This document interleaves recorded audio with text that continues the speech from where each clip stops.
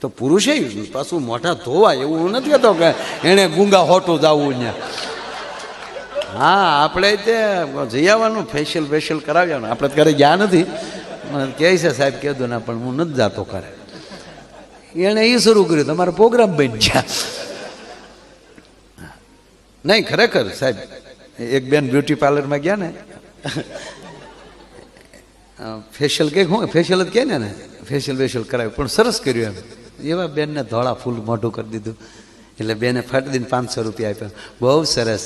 કેટલા વર્ષથી પ્રેક્ટિસ કરો? તમે પહેલી વાર આવ્યા પ્રેક્ટિસ કે તો પહેલાં શું કર? વાસણ ધોવાનો ધંધો કરતી. વાસણ ઉટકે મોઢું ઉટકી નાખ્યું. બોલો,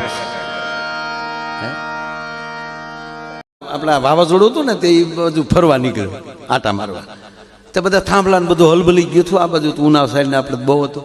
તે એમાં એની માથે તાર પડ્યો, ભૂરા માથે તાર પડ્યો ને તો ઉલળવા મળ્યો, એ મેર્યો ઝટકા મળ્યો ખાવા. પછી ભૂરાને ખબર પડી, હૈયા આવી ગયું કે લાઈટ તો કીધું નહીં વહી ગયેલી. પછી એકલો કેલો કે હા હૈયા સડી ગયું તો નકર આગળ મરી જાય. મને પછી ખબર પડી આ 15 દિવસ આમાં કરંટ જ નથી આવેલો. જો આ બુદ્ધિ છે સાહેબ, આ માનસિકતા છે.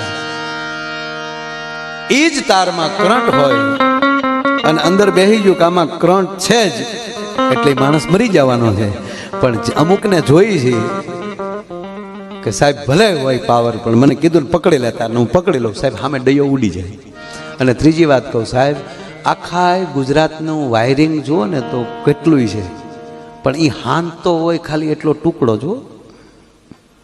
અને આપણે શું કરીએ, હાંધા મારવામાં ફીંડલા લાવીને એમાં ઘૂસે ચડ્યા.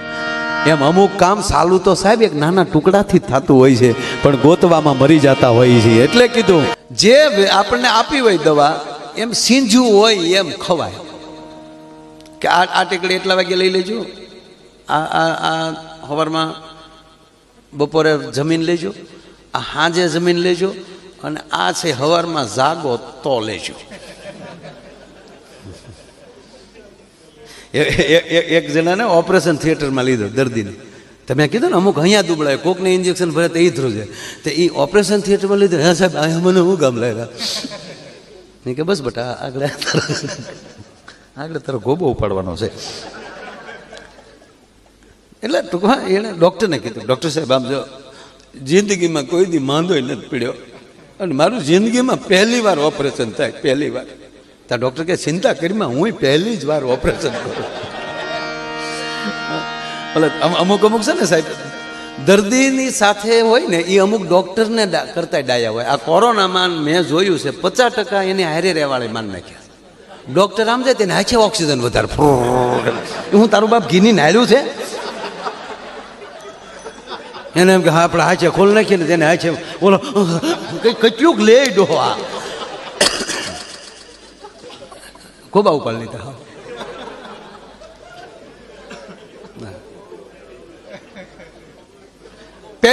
પહેલી વાર આવી બીમારી આવી સાહેબ. ખાટલાય દર્દીને ગોતવાના, દવાય દર્દીને ગોતવાની, બાટલાય દર્દીને ગોતવાના. ઇન્જેક્શન છે કે ઇન્જેક્શન કોને દાંડે ચડાવી દીધા એ મને ન સમજાય. અને પાછું બધાને ખબર પડી ગઈ. આપણે પૂછીએ ને કે આપણને ફોન કરે, આપણે અથવા આપણે કોઈકને ફોન કરીને એમને કે ભાઈ ત્યાં એક બેડની ત્યાં વ્યવસ્થા કરી દો ને એક ભાઈને, તો એ સાંભળો શું કહે ખબર? ઓક્સિજન લેવલ કેટલો જાય? તારો દાદો ક્યાં ડૉક્ટર હતો, તું મંડાણો લેવા દેવા વગર. હા, હું બધાને ખબર પડી ગઈ છે ખરું. અને હકીકત જેની મૂળ દવા ન હોય ને એની બહુ દવા હોય. આપણે ડાયાબિટીસની મૂળ દવા તો બીજી છે જ નહીં. તમે જેની ઘરે જાઓ ને આપણે કે 1 કપ મોળી સા કરજો, તો હા મોળો હું સુગર આવ્યું, જાણે વેવાય આવ્યો હોય એમ. સુગર આવ્યું, આપણે કે આવ્યું ને. જેટલાની ઘરે તમે ચા પીવા જાઓ એટલી દવા તમને મળે. સુગર એમ ચિંતા નથી. આકડાના પાનને પગને તળિયે બાંધે ને ઉઈ જાય. ડીટીયુ છે એ આંગળી અને અંગૂઠાની વચ્ચે આવે આપણે કે કાંઈ વાંધો નહીં. બીજા ઘીરે જાય બીજે દીધી એક કપ મોળી ચા કરી. એમ તમને ડાયાબિટી?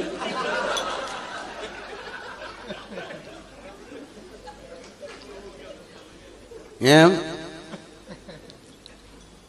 એમાં કઈ છે નહીં કઈ. મેથીનો ભૂકો કરી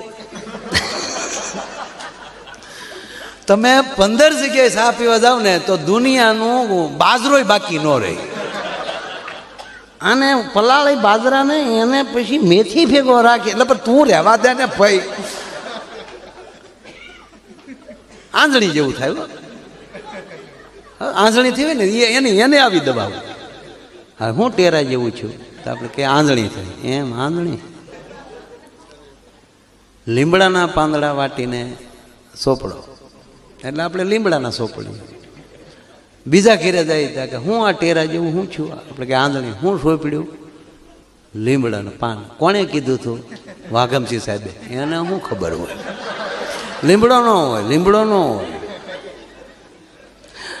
આવેલના પાનના ડોડવાને વાટી લઢી અને પછી સોપડો એટલે આપણે પછી આવેલના પાંદડા સોપડો. ત્યાં બીજા ઘેરે જઈએ આપણે તરત કે હું ટેરા જેવું હું છું. આપણે કે આંધળી હું સોપડ્યું આવેલના ડોડવા. કોણે સીંજ્યો? આપણે કે રમણીકભાઈ. બાળેટાવને શું ખબર હોય? કોથમરી વાટીને સોપડો કોથમરી. શેલે સાહેબ આંધળી રે આંખ વહી જાય, મૂળ મુદ્દો વયો જાય. એમ મારો કહેવાનો અર્થ એ છે કે જ્યાં ભરોસો હોય, જ્યાં શ્રદ્ધા હોય. એકને હોસ્પિટલમાંથી દાદાને કહી દીધું એના પરિવારને કે તમે આને ઘરે ઘરે સેવા કરો. એટલે મૂળ તો ભાભો અહીંયા હકનો નહોતો રહેતો, અપલખણો. કમ્પાઉન્ડર તમે કોનો દીકરો? આ ગગી કોની દીકરી? એટલે આખો દી ધ્યાનમાં રાખવો પડતો. પછી કીધું આપી દે ભાઈ, પાણી આપી દે બધા. તો એ પાણી આપીને ઘડીક પ્રોગ્રામમાં બે છે. ત્યાં જમાડ્યા બહુ આજે અમને. હા કેવી તાણ્યું કરતો હતો. હા હા હા એવું કારક ઘીરે રાખીને જમવાનું ખબર પડે. હા પરબારા તાણ્યું કરતો હતો. હચ્યું લેવું જો હે પરેણે ખવડાવ્યું બોલો.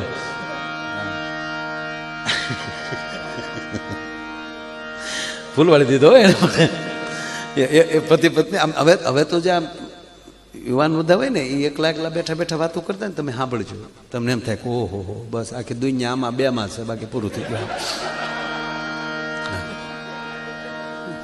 ગળગળા થઈને વાતો કરતા. ઓલી બાજુમાં બેઠો અને આમ તમે અમદાવાદ બાજુ જાઓ ને, વટી જાઓ ને ઓલી બાજુ, અહીંયા બકા કે બકા. કેમ છો બકા? બકા કે એટલે બકો ને બકી.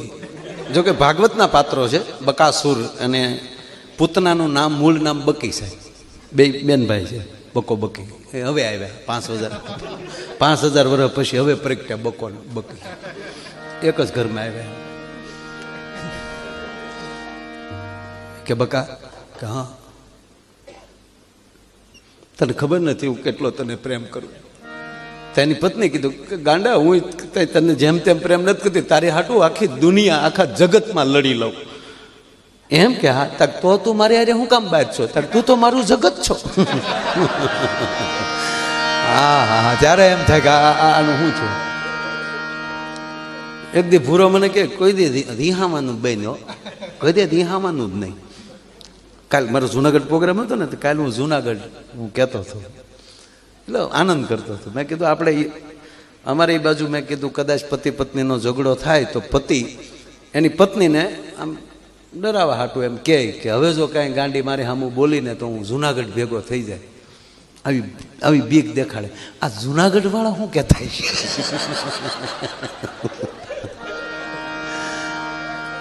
એક બાપુ આગળ બેઠા હતા, મને કે એ હરિદ્વારનું કહે. પલ્લો લાંબો આવે પછી અને વાતે હાસી ને એક જાય પછી તો પલ્લા ફેંકે જવાનું. એટલે ભૂરોય મને કીધું, મને કે ભાઈ કોઈ દી રિહાવાનું મેં હાવ બંધ કર્યું. હું કહું કાં? મને કે હું જેથી રિહાવ ને તેથી મને ગમતું હોય ને એવું જ રાંધે, પછી આપણે સમાધાન કરી નાખવું હું કે ભાઈ? આ પોઈન્ટ છે સાહેબ, આ પોઈન્ટ છે. હે હા, બહુ સરસ પોઈન્ટ છે. ના થોડું ઝઘડો થોડો થવો જ હોય, ન થાવ એમને થતો જ હોય ને. આમ મીઠી હાઈવે ઉપર જો ડ્રાઈવર જ ન આવે તો તમને હાઈવેની મજાની ખબર કેમ પડે? એ તો હવે આપણે ઘરની ગાડીઓ થઈ ગયું. બાકી જે આપણે મોવાથી બસમાં ચડ્યા હોય ને પછી લોંગડી સુધી હેન્ડલ પકડીને ઊભા હોય અને તળાજાથી પછી બેહવામાં જે વારો આવે, સીટ મળે, એ રિઝર્વેશનમાં મજા ન આવે છે. શું કામ? પરિસ્થિતિમાં લઈ પસાર થયા પછી જે વસ્તુ મળે છે એનો આનંદ છે સાહેબ. આપણે બધાએ જે પરિસ્થિતિમાં લઈ પસાર થયા છે ને અત્યારે આનંદ કરી શકીએ છીએ ને એનું કારણ એ છે કે આપણને પાયાની ખબર છે. આજના કદાચ યુવાન છોકરાઓને ખબર નહીં હોય તાણ શું કહેવાય, અપડાઉન શું કહેવાય ને શું ખબર હોય. એડમિશન લેવા જવું માટે બાપુજીને ક્યાં ખબર હતી દીકરાઓ ક્યાં ભણે છે? હું તો યુવાન દીકરાઓને કહું છું કે પાયો ભૂલતા નહીં. પરિવારે જે ભોગ દીધો છે એવી પરિસ્થિતિમાંથી આપણે નીકળ્યા છીએ, અને એવો પરિસ્થિતિ વાળો કદાચ કોઈ દર્દી મળી જાય ને તેથી એની અંદર પોતાની જાતને જોઈ લેજો. ઈશ્વર તમને બહુ સાહેબ શક્તિ આપશે. આપણે હું ઘણીવાર આપણે એવા બધા ખૂબ આપણે ધ્યાન જ રાખીએ છીએ, સવાલ નથી સાહેબ. આપણી અત્યાર સુધીની વાત સાહેબ એક પણ ડૉક્ટરની એ બાબત ફરિયાદ નથી સાહેબ. કોઈ દર્દી એમ ન કહી શકે કે અમને આ બાબત પેમેન્ટ બાબત અમને હેરાન કર્યા છે. આ મોટી વાત છે. શું કામ? બેય નિદાન કરી છે. એટલે ઓલા દાદાને કીધું કે આને ઘરે લઈ જાઓ. હવે આ દવાખાને બાપો હસવાય એમ નથી, ઘરે સેવા કરો. તો જેમ ઓલે જળજીલની 11માં પાલખી ઉપાડે એમ ભાભાને ઉપાડ્યો. અને ભાભોય પણ લોભીનો કાંટો કેટલા દીધા ડૉક્ટરને કે કાંઈ નથી આપ્યું બાબા. એમ મોટો દીકરો ક્યાં છે? કે આ તમારા માથા ઉપર ઊભો અહીંયા ઉમેર્યો. હા મળે નાનો એ આ બાજુ ઊભો, હંધાથી નાનો આ પગ હામો ખોડાણો. તમે બધા અહીંયા દુકાને કોણ છે? મરતી વખતે તને હજી મેળ નથી આવતો. લોભિયા, પ્યાર કરી લે શું કોઈ તારો યાર નથી. ગોતી લેજે ભીતર છે ક્યાંય બહાર નથી. અંદર જે આપણને જે અવાજ આવે વાત એ છે કે અંદરથી જે હોકારો આવે, અંદરથી છે ભાવ આવે. અને ત્રીજી વાત સાહેબ, આ પ્રોગ્રામો, કથાઓ, રામકથાઓ અથવા તો આવા કાર્યક્રમો 2 વર્ષથી બંધ થયા છે. આપણે જોઈ છે, જાહેરમાં નથી થતું. એક ભાઈ હમણાં જ મને 2 દી પહેલા જે વાત થઈ કે આમાં ફેર શું પડે? આ પ્રોગ્રામો ન થાય તો ફેર શું પડે? મેં કીધું ગુણવત્તા વહી જાય સાહેબ. માર્ક્સ મળે, ગુણ ન મળે. આપણે ભણ્યા છે ને સાહેબ. અત્યારના તો છોકરાઓ 90% લાવે, 85%, 100% તો ન લેતા હોય પૂરા, પણ મેળ આવ્યો તો લઈ લે એવા છે. એક છોકરાને 95% આવ્યા. સાહેબે શાબાશી આપે, વાહ દોસ્ત, બહુ સરસ છોકરા, નકર હમણાં તો વાત નહોતી તું આવું કરી. સરસ, કાંઈ કામ હોય કે છે કે સાહેબ કામ એટલું જ છે. હવે દર વખતે ઝેરોક્સ કરાવવાની, મારા ભાઈની ઝેરોક્સ બોલે પેપર ઝેરોક્સ કરાવી.